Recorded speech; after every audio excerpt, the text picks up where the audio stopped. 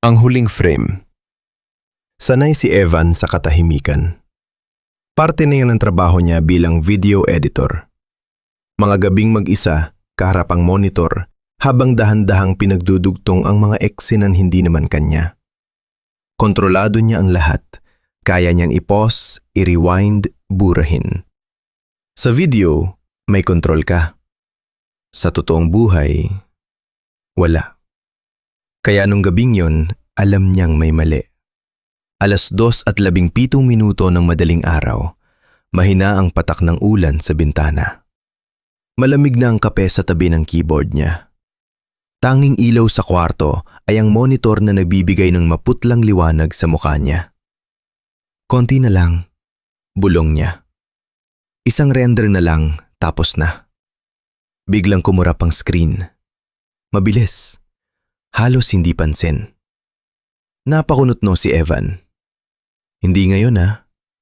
Sinilip niya ang timeline. Wala namang problema. Walang missing files, walang error. Pero may napansin siya. May bagong file sa desktop niya. Sigurado siya, wala yon kanina. Walang notification, walang download, walang kahit anong indikasyon kung saan galing. Nandun lang. Lumapit siya sa screen. Ano to? Tinapat niya ang mouse sa file. Walang details, walang file size, walang date created. Parang hindi totoong file. Pero nandyan. Nag-alinlangan siya saglit. Pero dahil sa pagod, pinindot niya ito. Agad nag-play ang video. Walang loading, walang intro, isang drone shot. Mataas na kuha ng isang makitid na kalsada sa gitna ng kagubatan. Tahimik. Walang sasakyan. Walang tao. Dahan-dahang umaangat ang kamera. Habang papalayo, may napansin siya. May tao. Nakatayo sa gitna ng kalsada. Hindi gumagalaw. Hindi kumikibo. Nakatayo lang. Sino to? Habang patuloy na umaangat ang drone, paliit ng paliit ang figure. Pero may mali. Hindi ito gumagalaw kahit konti. Parang naka-freeze. Lumapit si Evan sa screen. Hindi normal to. Biglang gumalaw ang tao. Pero hindi normal na galaw. Parang may nag-snap. Umangat ang ulo nito. Diretso sa kamera. Diretso kay Evan. Napaatras siya. Imposible. Paano niya nalaman? Biglang nag-glitch ang video. Saglit na static. At sa isang iglap, lumapit ang muka. Pero hindi muka. Malabo. Baluktot. Parang pilit nagiging tao. Pinindot ni Evan ang spacebar. Tumigil ang video. Tahimik. Sobrang tahimik. Naririnig niya ang tibok ng puso niya. Tumingin siya sa paligid. Wala. Mag-isa siya. Bumalid siya sa screen. Nakatingin pa rin ang figure. Diretso sa kanya. Biglang nag-play ulit ang video. Hindi niya pinindot.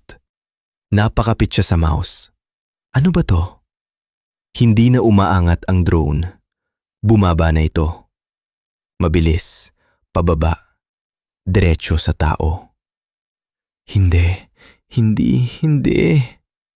Pinilit niyang i-close ang video. Ayaw magsara. Biglang may tunog. Mahina, pabulong. Pero hindi galing sa speakers. Galing sa likod niya. Huwag kang tumigil manood. Napatigil si Evan. Dahan-dahan siyang lumingon. Wala. Walang tao. Walang kahit ano.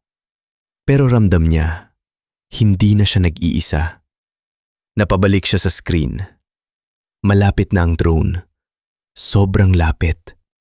Puno na ng frame ang mukha. Gumagalaw ito. Nabubuo, nasasira. Paulit-ulit. At sa isang iglap, nawala ang video. Black screen. Huminga si Evan ng malalim. tapos na. Siguro glitch lang. Siguro virus. Biglang may lumitaw na bagong file. Nanlamig siya. Ayoko na. Pero gumalaw ang mouse niya. Mag-isa. Dahan-dahang napunta sa file. Napindot. Nag-play. Isang drone shot. Paangat. Mula pada, pamyay na kwarto. Kwarto niya. At doon, may patong nakatayo sa gitna. Hindi gumagalaw, hindi kumikibo. Dahan-dahang umangat ang kamera, hanggang makita ang muka. Si Aven, eksaktong siya. Nakatingin diretso sa kamera.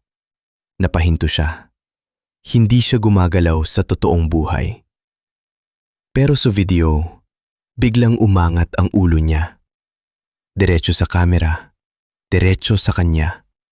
At pinit ang boses, mas malinaw, mas malapit. Nakikita ka na namin. Biglang namatay ang ilaw. Nagdilim ang buong kwarto. Tanging ilaw, ang muman. At sa refleksyon nito, may nakatayo sa likod niya. Hindi gumagalaw. Hindi humihinga. Nakatitig lang. Hindi na siya lumingon. Dahil alam niya, kapag ginawa niya yon, hindi na siya ang makikita niya. Kinabukasan may video na kumavabo online. Walang source, walang uploader. Isang drone shot, paangat. Isang laking nakatayo sa litna ng kwarto. Hindi gumagalaw. Hanggang sa bigla sa biglo siyang tumingin sa kakamera. At napasiti. Pero hindi siya yon.